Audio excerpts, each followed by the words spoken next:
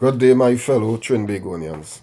I would just like to have a chat with you for a few minutes. As you can see, I'm speaking to you against the backdrop of a logo. It says the Citizens Union of Trinidad and Tobago. The Citizens Union of Trinidad and Tobago is led by Mr. Philip Edward Alexander. Mr. Philip Edward Alexander is also the political leader of the PEP, the People's Empowerment Party. My fellow Trinbagonians, because of this organization, I have been red-pilled. For those of you who have not seen The Matrix, the term red pill simply means to be awakened to the reality of how things really are. And that has been our problem, my fellow citizens. We have been in the matrix of the PNM government, and we have been in the matrix of the UNC government. We have been in the matrix of tribal politics. We have been in the matrix of corruption. We have been in a matrix where we have allowed them to loot and to pillage the wealth of this nation. Right? And that has brought us to the point of the abyss, the edge of the abyss.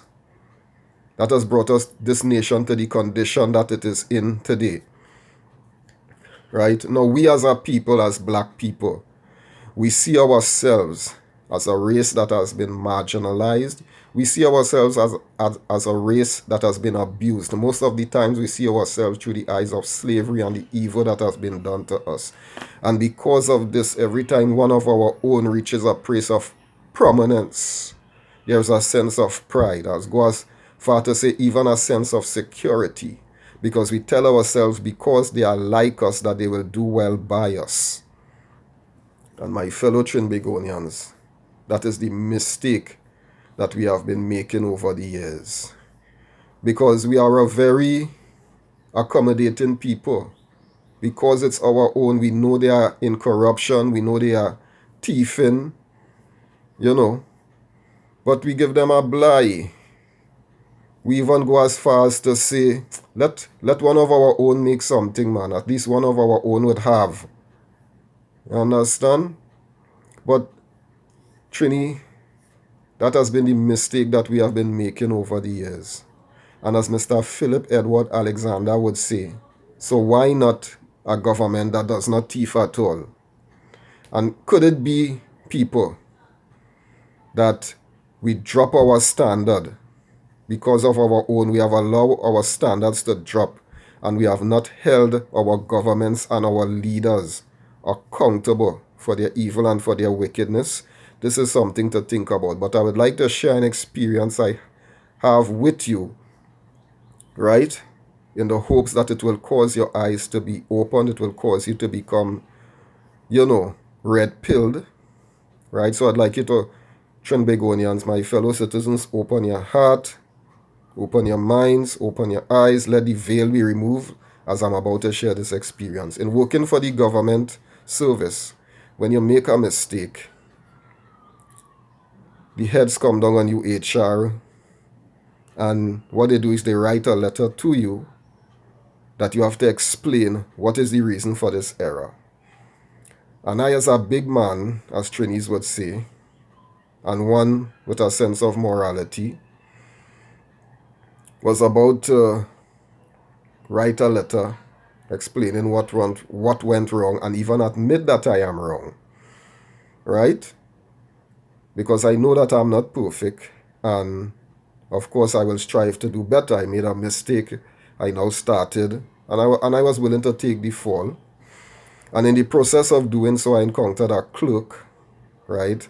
And she has worked for the ministry for many years, right? In fact, she retired 1 year after, so I would think that she was far back as A&R Robinson, right? And the National Alliance for Reconstruction government. So this is someone, my fellow citizens, who has worked under different administrations and with different governmental officials, all right? Ministers, PS. You understand how it goes. Trinidadians, listen very carefully. And when I explained to her what had happened and what I was about to do, that I was about to write a letter admitting that I was wrong, apologizing, and, signing it off as that, she said something to me. Trinidadians, this is what I want you to hear and to understand. She said, let me tell you something that I have learned from working with these people. She said, even though you are wrong, never admit that you are wrong. Let me say it again. Sometimes you have to repeat something in order for the veil to be removed, in order for hearts and minds to be truly awakened. My fellow citizens, she said, let me tell you something that I have learned from working with these people all these years. She said, even though you are wrong, never admit that you are wrong. My fellow Trinbagonians, I had so much respect for these people, right? With their honorable and his worship at the beginning of their names. I would think, my fellow citizens, that these people with all of their doctorates and master degrees with a higher level of learning would also have a higher sense of morality. But one of the things that I have learned about life, my fellow citizens, is that there is a difference between education and wisdom.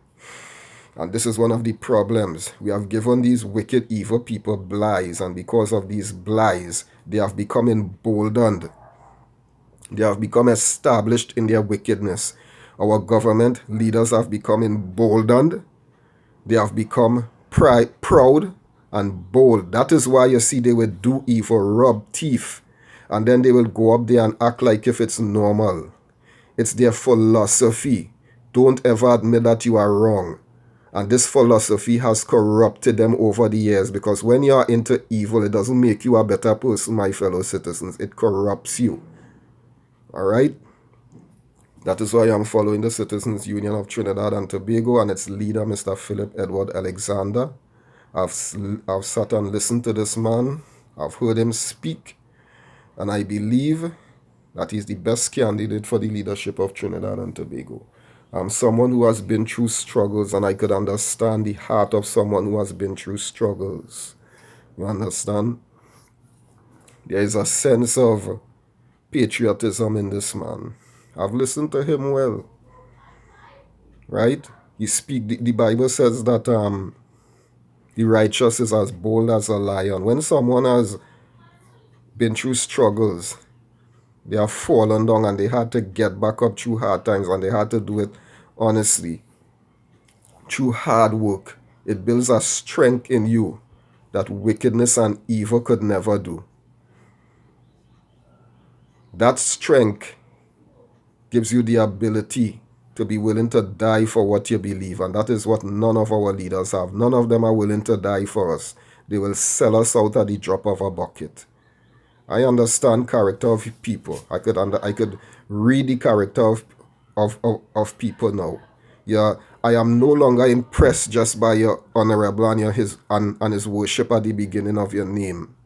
I'm no longer impressed by your level of education or your doctorates and master degrees.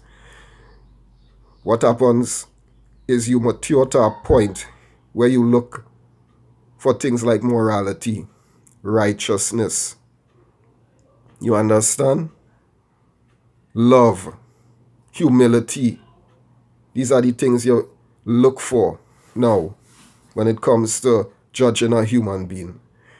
And my fellow citizens, these are the characteristics I see and I have perceived in Mr. Philip Edward Alexander. And that is why I'm encouraging the nation, for the betterment of the nation, to put your support behind this man. Because I would believe he would be a blessing. The PEP, the People's Empowerment Party, the Citizens Union of Trinidad and Tobago, would be a blessing to this nation.